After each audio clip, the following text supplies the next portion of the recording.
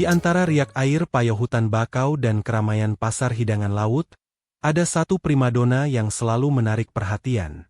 Bukan karena ukuran raksasanya, tetapi karena keunikannya yang lembut dan lezat.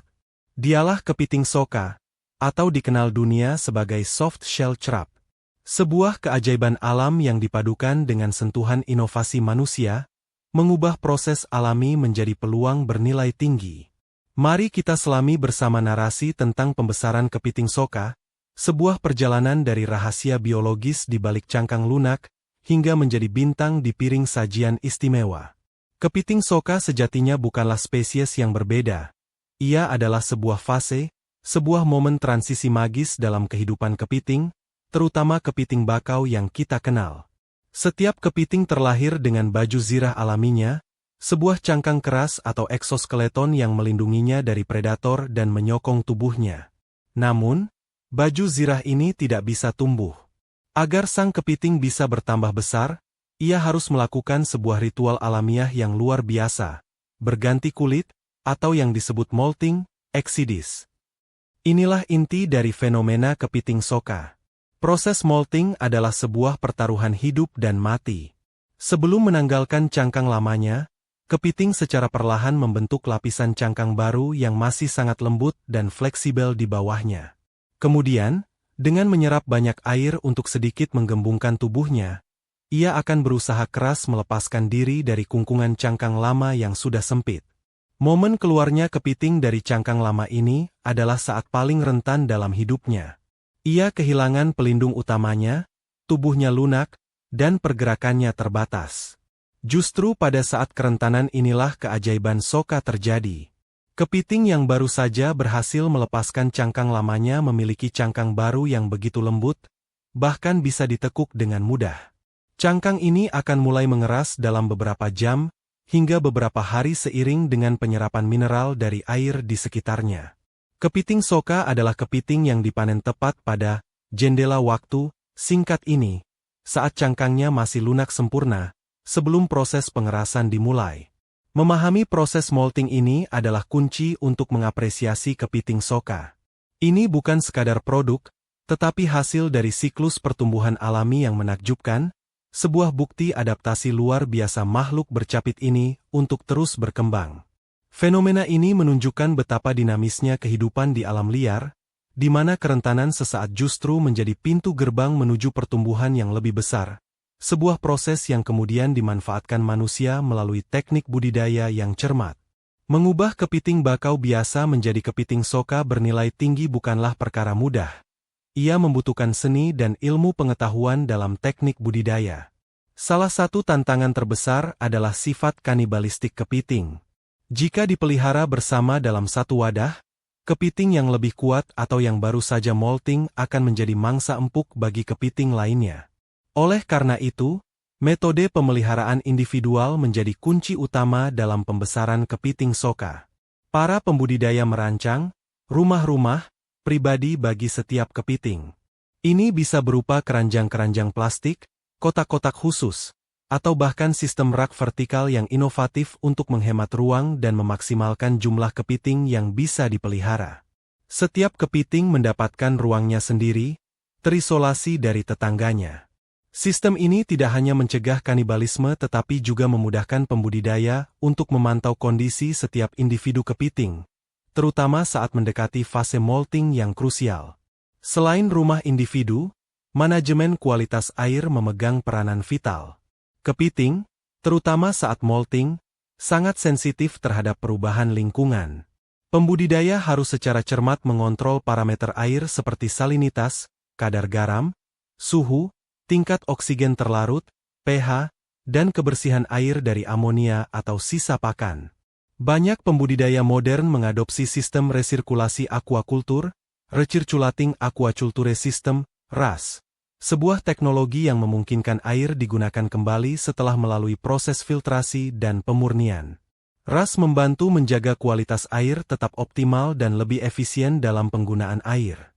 Pemberian pakan yang tepat dan teratur juga menjadi bagian dari seni pengelolaan ini. Pakan berkualitas baik tidak hanya menjaga kesehatan kepiting tetapi juga dapat membantu merangsang proses molting yang sehat. Dengan menyediakan lingkungan terkontrol yang aman, bersih, dan nyaman dalam rumah individunya, pembudidaya menciptakan kondisi ideal bagi kepiting untuk melalui siklus moltingnya dengan sukses, membuka jalan menuju panen kepiting soka berkualitas prima. Dalam orkestra pembesaran kepiting soka, ketepatan waktu adalah nada kunci yang menentukan keberhasilan seluruh pertunjukan. Ada sebuah jendela emas yang sangat singkat setelah kepiting berhasil melepaskan cangkang lamanya, di mana cangkang barunya masih lunak sempurna. Melewatkan jendela waktu ini, bahkan hanya beberapa jam, berarti cangkang akan mulai mengeras, dan nilai soka-nya akan hilang.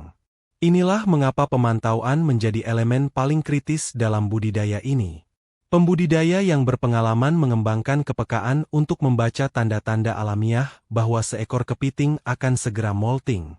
Tanda-tanda ini bisa berupa perubahan perilaku, seperti menjadi kurang aktif atau berhenti makan. Tanda fisik yang lebih jelas adalah munculnya garis halus atau celah di sepanjang tepi karapas, cangkang punggung, atau adanya lapisan cangkang baru yang sedikit terlihat di bawah capit atau kaki. Pemantauan harus dilakukan secara intensif, seringkali beberapa kali dalam sehari, terutama pada kepiting yang sudah menunjukkan tanda-tanda pramolting. Saat momen molting tiba, pembudidaya harus bertindak cepat. Begitu kepiting terlihat telah sepenuhnya keluar dari cangkang lamanya, ia harus segera diangkat dari wadah pemeliharaan. Kecepatan ini penting bukan hanya untuk mencegah cangkang mulai mengeras, tetapi juga untuk melindungi kepiting dari stres lebih lanjut atau potensi serangan jika ada kelalaian dalam sistem pemisahan. Setiap detik sangat berharga pada fase ini. Penanganan pasca panen juga memerlukan kehati-hatian. Kepiting soka yang baru dipanen sangat lembut dan rentan terhadap kerusakan fisik.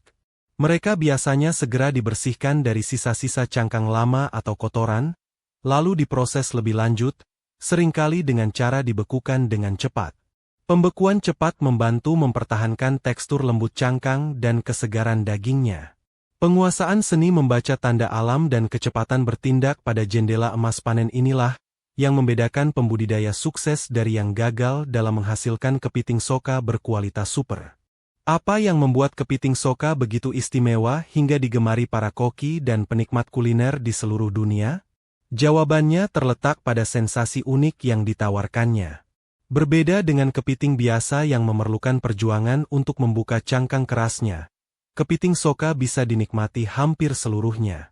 Cangkangnya yang lunak menjadi renyah setelah digoreng atau dipanggang, memberikan kontras tekstur yang menarik dengan daging kepiting yang lembut, manis, dan lezat di dalamnya.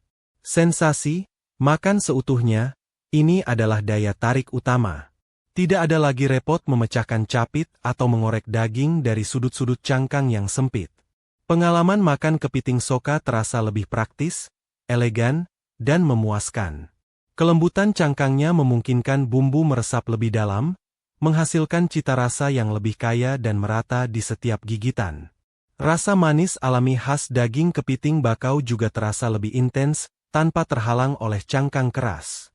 Fleksibilitas kuliner kepiting soka juga menjadi faktor popularitasnya. Ia bisa diolah dengan berbagai cara. Digoreng tepung hingga keemasan adalah sajian klasik yang menonjolkan kerenyahan cangkang. Namun, ia juga lezat saat ditumis dengan saus mentega bawang putih, dipanggang dengan bumbu sederhana, menjadi isian sandwich mewah, seperti po, be, atau bahkan disajikan dalam hidangan sushi yang inovatif. Kemampuannya beradaptasi dengan berbagai gaya masakan, dari Asia hingga Barat, membuatnya menjadi favorit di banyak restoran. Permintaan pasar yang tinggi, baik domestik maupun internasional, menjadi bukti status bintang kuliner kepiting soka. Harganya yang premium mencerminkan proses budidaya yang rumit dan kualitas rasa yang unik. Dari habitat alaminya di hutan bakau, melalui proses budidaya yang cermat, kepiting soka bertransformasi menjadi hidangan istimewa yang memanjakan lidah dan memberikan pengalaman gastronomi yang tak terlupakan. Di balik kelezatannya di meja makan, pembesaran kepiting soka menyimpan potensi ekonomi yang signifikan, terutama bagi masyarakat di wilayah pesisir. Budidaya ini menawarkan peluang bisnis yang menjanjikan karena nilai jual kepiting soka yang relatif tinggi dibandingkan kepiting bercangkang keras. Dengan teknik yang tepat dan manajemen yang baik, pembesaran kepiting soka dapat menjadi sumber pendapatan yang menguntungkan bagi para pembudidaya. Keberhasilan budidaya kepiting soka dapat menciptakan efek domino positif dalam perekonomian lokal. Ia tidak hanya memberikan pekerjaan bagi pembudidaya itu sendiri, tetapi juga membuka lapangan kerja di sektor-sektor terkait. Mulai dari penangkapan atau penyediaan benih kepiting bakau, pembuatan wadah atau infrastruktur budidaya, penyediaan pakan, hingga pengolahan, pengemasan, dan distribusi hasil panen. Rantai pasok ini melibatkan banyak pihak dan turut menggerakkan roda ekonomi komunitas. Potensi pasar kepiting soka tidak terbatas pada pasar domestik. Permintaan internasional, terutama dari negara-negara Asia Timur, Amerika Utara, dan Eropa, terus menunjukkan tren positif. Ini membuka peluang ekspor yang dapat memberikan kontribusi signifikan terhadap pendapatan devisa negara. Indonesia, dengan garis pantai yang panjang dan habitat bakau yang luas, memiliki potensi besar untuk menjadi salah satu pemain utama dalam industri kepiting soka global, asalkan didukung oleh praktik budidaya yang berkelanjutan dan standar kualitas yang terjaga. Lebih dari sekadar bisnis, pembesaran kepiting soka bisa menjadi instrumen pemberdayaan masyarakat pesisir. Program pelatihan dan pendampingan budidaya dapat meningkatkan keterampilan dan kapasitas masyarakat lokal, memberikan alternatif mata pencaharian yang lebih stabil dibandingkan hanya mengandalkan penangkapan ikan musiman. Dengan pengelolaan yang bertanggung jawab, budidaya kepiting soka dapat berjalan selaras dengan upaya konservasi ekosistem bakau, menciptakan model ekonomi biru yang berkelanjutan dan mensejahterakan. Meskipun menjanjikan, jalan menuju sukses dalam pembesaran kepiting soka tidaklah mulus. Para pembudidaya dihadapkan pada berbagai lika-liku dan tantangan yang memerlukan ketekunan, pengetahuan, dan inovasi untuk diatasi.